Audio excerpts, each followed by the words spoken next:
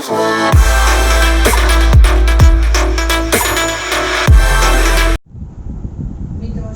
Chapter 3 મધ્યવર્તી સ્થિતિના અગાઉના વિડીયોમાં આપણે મિશ્ર મધ્યક, ભારિત મધ્યક જોઈ ગયા. ત્યારબાદ આજે જોઈશું ગુણોત્તર મધ્યક. તો ગુણોત્તર મધ્યકની વ્યાખ્યા: n ધન અવલોકનોના ગુણાકારના n માં મૂળને ગુણોત્તર મધ્યક કહે છે. તેને સંકેતમાં g વડે દર્શાવાય છે. ગુણોત્તર મધ્યકનું સૂત્ર: ગુણોત્તર મધ્યક g √x1 * x2 * x3 * up to 100 * xn નું n મૂળ. જો આપેલ ચલમાં p ટકાનો વધારો થયો હોય તો વધેલી કિંમત ટકાવારીમાં 100% હંમેશા 100 પર હોય, પરિણામે 100 + p લખીશું. અને જો p ટકા કિંમત ઘટતી હોય તો એ સંજોગોમાં 100 - p લખીશું.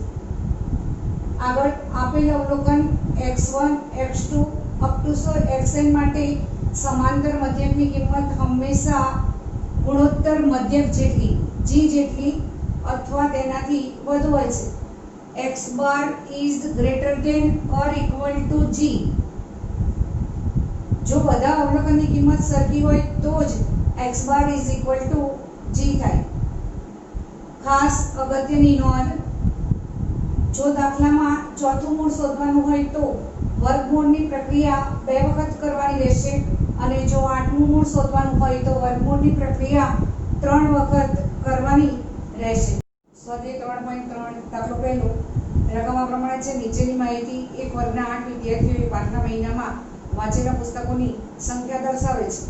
2 1 5 9 1 3 2 4. ગુણોત્તર મધ્યકનો ઉપયોગ કરીને વાંચેલા પુસ્તકોની સંખ્યાની સરેરાશ મેળવો. અહીંયા આપણે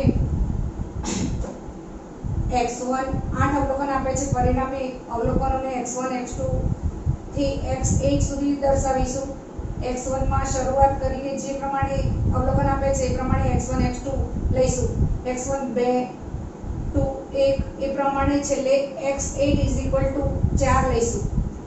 ગુણોત્તર મધ્યક શોધવાનું સૂત્ર g √x1 x2 x3 up to 100 x8. ક્રમશઃ એક એક આગળ વધીશું. છેલ્લે 8 અવલોકનો છે, પરિણામે x8 લઈશું. અને 8 અવલોકનો છે, 8મું મૂળ શોધવાનું છે, પરિણામે રૂટની અંદર 8 મૂકીશું. 8મું મૂળ શોધવાનું છે, અવલોકનોની કિંમત મૂકીશું. રૂટની અંદર 2 1 2 * 1 * 5 * 9 * 1 * 3 * 2 * 4. બધાનો ગુણાકાર કરતા આપણને 2160 મળશે. પરિણામે 2160 નું 8મું મૂળ શોધવાનું રહેશે.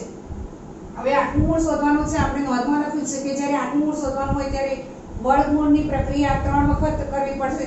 પરિણામે આપણે વર્ગમૂળની નિશાની 3 વખત આપેલી છે.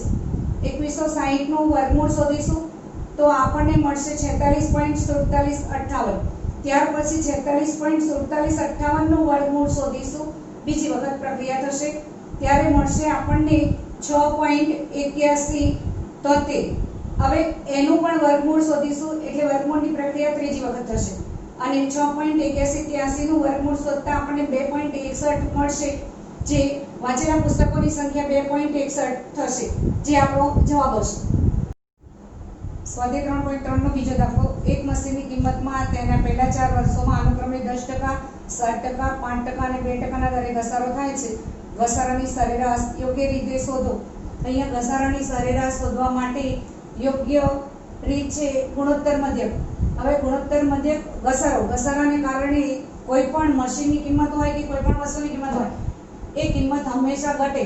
પરિણામે આપણે ટકાવારી છે એટલે 100 માંથી જેટલા ટકા આપે છે બાદ કરતા આપણને x1 ની કિંમત મળશે. અહીંયા પહેલા વર્ષે 10% આપ્યા છે, પરિણામે x1 100 - 10 કરતા 90 મળશે. બીજા વર્ષે 7% આપે છે, પરિણામે x2 = 100 - 7 93 મળશે. ત્રીજા વર્ષે 100 - 5% આપે છે એટલે 100 - 5 કરીશું, x3 આપણને 95 મળશે.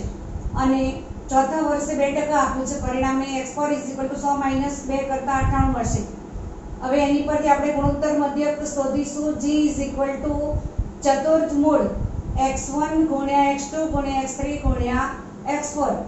4 કિંમતો છે, 4 અવલોકનો, પરિણામે 1 થી 4 સુધી આપણે ગુણાકાર કરીશું. = ચતુર્થ મૂળ x1 ની કિંમત x2 ની x3 અને x4 ની કિંમત મૂકીશું 90 × 93 × 95 × 98 ચતુર્થ મૂળ 7,79,24,700 મળશે। હવે બે વખત એ પ્રક્રિયા કરીશું। ચતુર્થ મૂળ શોધવાનું છે પરિણામી, તો 7,79,24,700 નું વર્ગમૂળ શોધીશું તો આપણને મળશે 8,827.4968 આ પ્રમાણે મળશે। એનું પણ વર્ગમૂળ શોધીશું એટલે આપણને મળશે 93.95। તેથી ઘસારાની 4 વર્ષની સરેરાશ ઇઝ ઇક્વલ ટુ ટકાવારીમાં શોધવાની છે પરિણામે 100 માંથી જે કિંમત મળી છે આપણને બાદ કરીશું 100 - 93.95 ઇઝ ઇક્વલ ટુ 6.05% ઘસારાની સરેરાશ મળશે। ત્યારબાદ સ્થાનીય સરેરાશના આગળના માપમાં મધ્યસ્થ, ચતુર્થક, દશાંશક અને શતાંશક આ 4 માપોમાં મધ્યસ્થ વિશે જોઈશું। તો મધ્યસ્થ કોને કહેવાય? તો આપેલ માહિતીને ચડતા કે ઉતરતા ક્રમમાં ગોઠવતા તેના મધ્યમાં આવેલ અવલોકનની કિંમતને મધ્યસ્થ કહે છે। સૂત્ર મધ્યસ્થને સંકેતમાં m વડે દર્શાવાય છે। હવે m ની કિંમત, મધ્યસ્થની કિંમત શોધવા માટે વર્ગીકૃત માહિતી પણ હોય અને અવર્ગીકૃત માહિતી પણ હોય। તો આપણે સૌપ્રથમ અવર્ગીકૃત માહિતી માટે મધ્યસ્થ શોધવાનું સૂત્ર જોઈશું। m = n+1/2 માં અવલોકનની કિંમત, અહીંયા જુદા જુદા અવલોકનો આપેલા હોય એની કિંમતને આપણે n વડે દર્શાવીશું। એની અંદર 1 ઉમેરી 2 વડે ભાગીશું એટલે આપણને m ની કે મધ્યસ્થની કિંમત મળશે।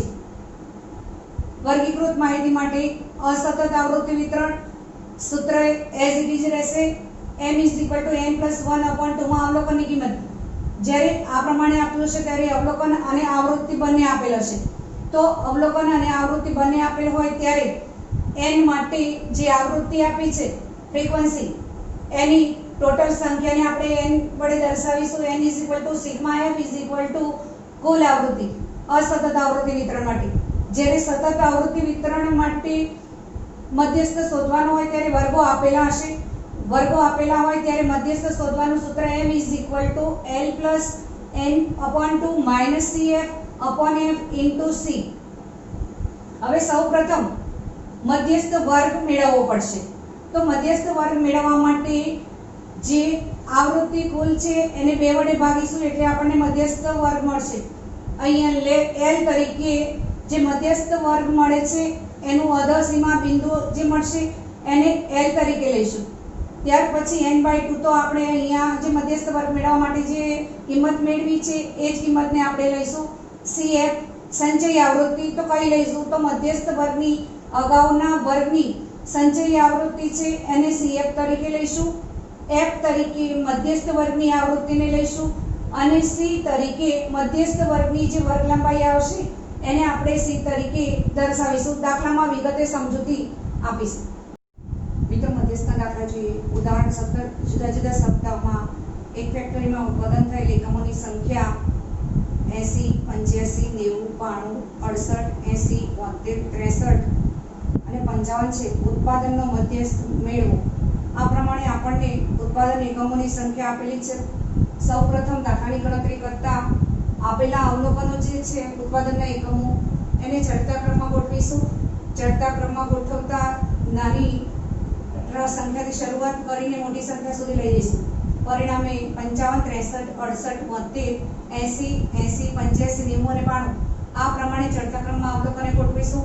ત્યારબાદ કેટલા અવલોકનો આપેલા છે એ ગણતરી કરતા n = 9 અવલોકન આપેલા છે। હવે મધ્યસ્થનું સૂત્ર મૂકીશું।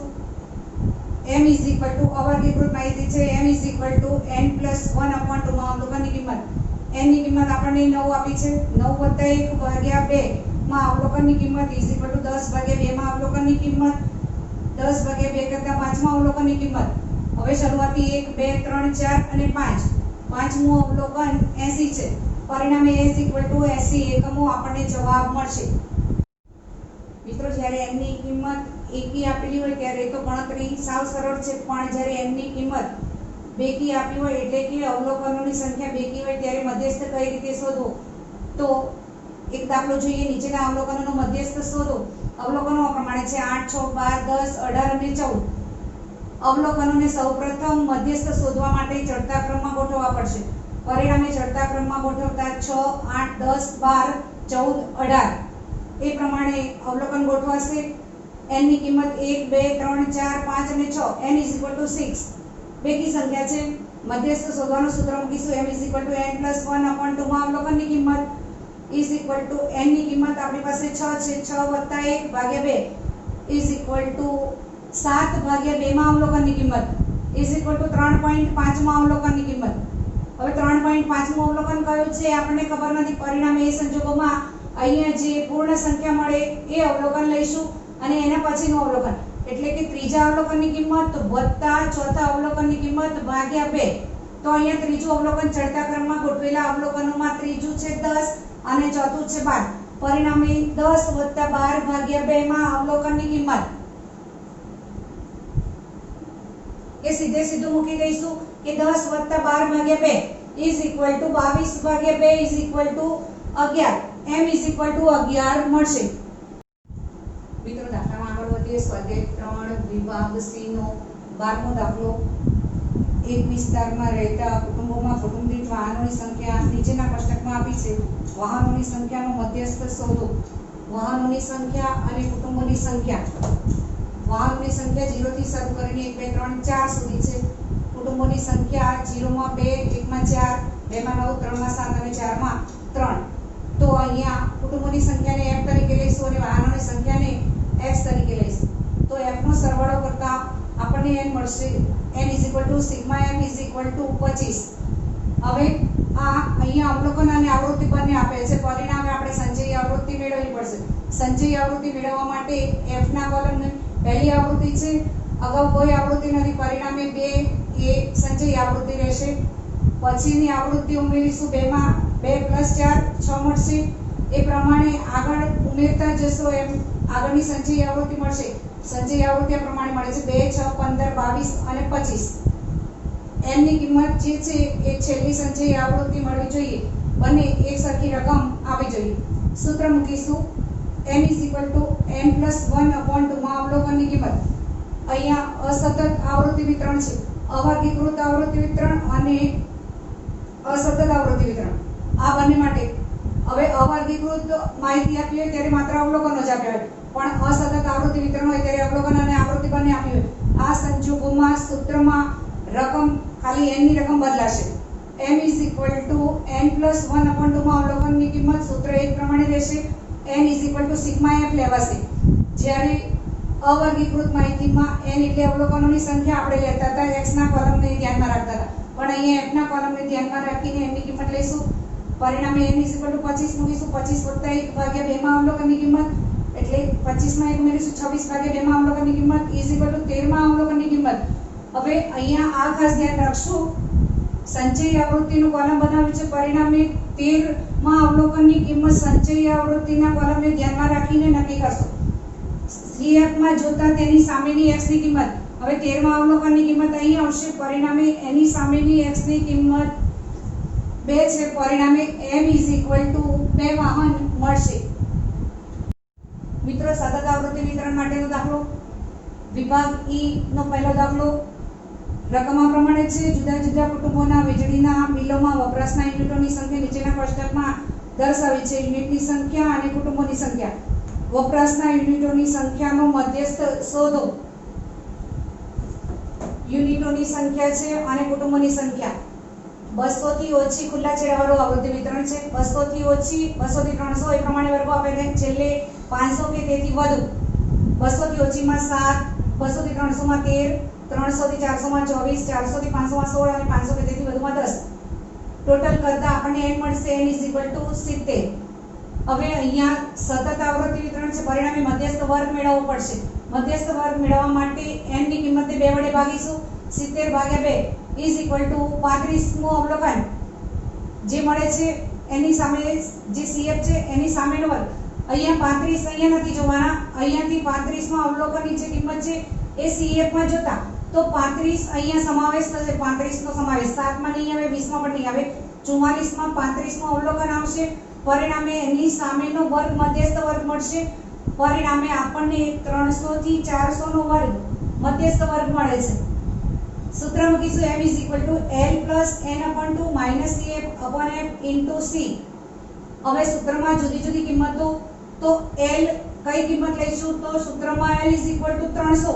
300 ક્યાંથી? મધ્યસ્થ વર્ગ જે મળ્યો છે એની અધસીમા 300 છે. પરિણામે l = 300 લઈશું. n/2 આપણે મેળવેલો છે 35.